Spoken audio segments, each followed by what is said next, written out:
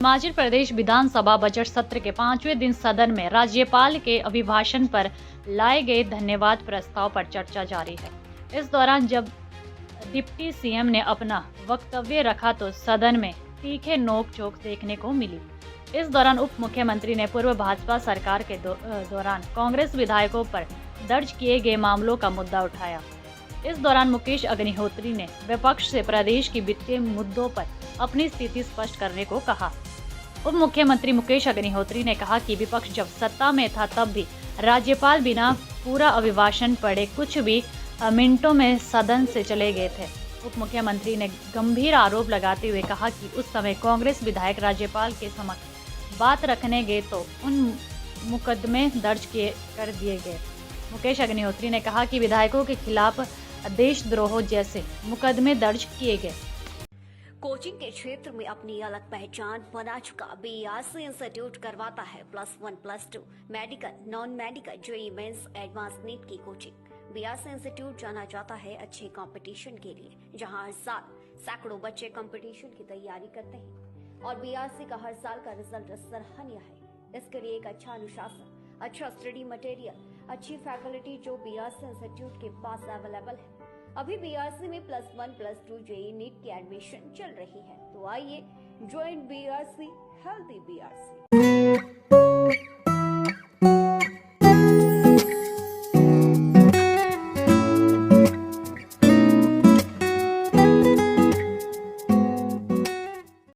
चर्चा चल रही है।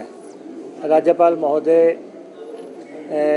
अब हिमाचल से जा चुके हैं और तेलंगाना स्टेट के गवर्नर हो गए हैं। और कल जब लीडर ऑफ अपोजिशन ने अपनी बात रखी थी तो उन्होंने कहा कि गवर्नर साहब ने एड्रेस पढ़ा नहीं और 2 मिनट में वो वापस चले गए।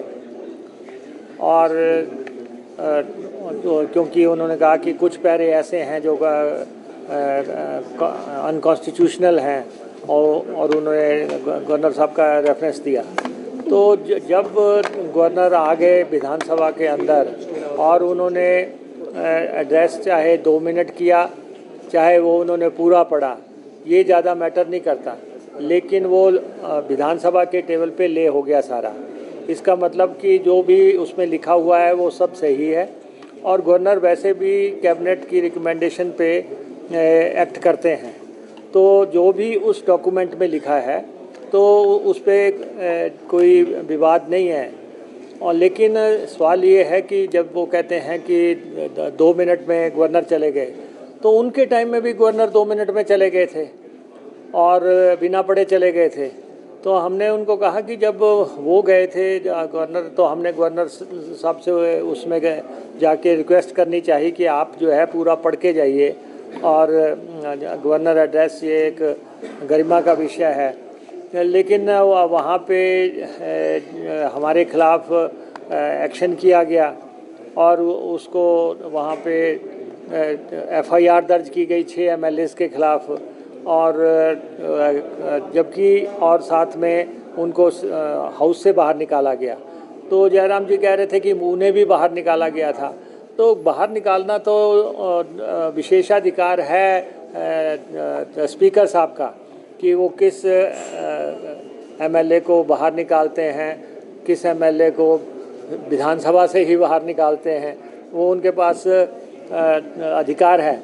लेकिन विधानसभा में एमएलएस के विशेष अधिकार हैं। एक तो अंदर जो कुछ भी बोला जाता है उस पे केस नहीं हो सकता, बाहर डेफेमेशन नहीं हो सकती है। अब इस कैंपस से बाहर नीचे निकल के कोई बात कही जाए तो उस पे तो डेफेमेशन हो जाएगी।